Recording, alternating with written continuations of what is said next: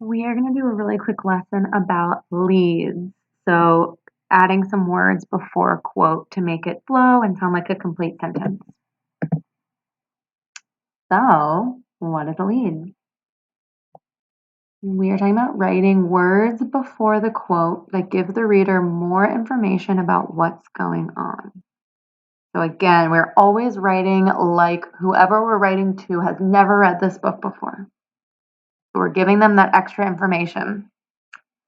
The other thing to pay attention to is making sure that this sounds like a full sentence. So it sounds grammatically correct, it sounds like it flows. So, if this is our quote,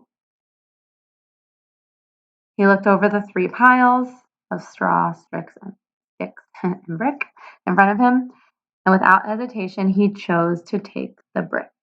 So this is from the 3 Little Pigs. So if that is our quote, we want to add some background information. We want it to flow together like a full sentence. So here it is. When the third pig is faced with a choice in building materials, comma, he looked over the 3 piles in front of him and without hesitation, he chose to take the bricks. So we see that this sounds like one full sentence. We're giving this background information about this choice that he has and then flow right into the quote. So some helpful starter words to keep in mind for leads.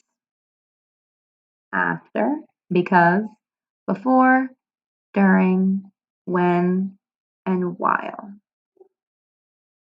So these are words that we'll use. We'll start a phrase.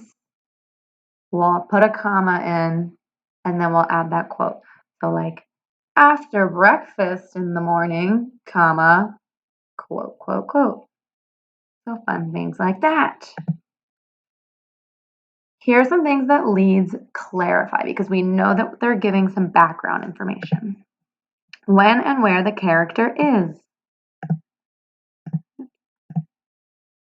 So if this is our quote, Cole Matthew knelt defiantly in the bow of the aluminum skiff. We want to add a little bit more information about when/where this is taking place. So before he got to Alaska, we know where it is. He's on his way to Alaska. And before, so if we're thinking of the whole story, this gives us a little bit of timing. Same quote, this time when he was on his way to a deserted island in Alaska, same deal. Tells us when, where we are. We have some of these helpful starter words. Here's before, here's when. So when he was on his way to a deserted island in Alaska, quote, quote, quote. Another thing that leads can clarify what the character is doing. So here's a quote that Rosie says, "Why live if you can't help others and make the world a better place?" Great quote by Rosie. But to give the reader a little bit more information, here's our setup.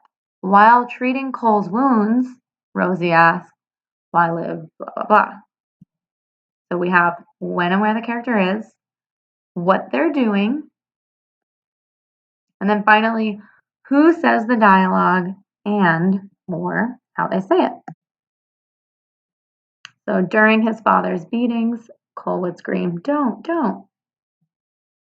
Because Cole was so scared, he cried, "Don't, don't."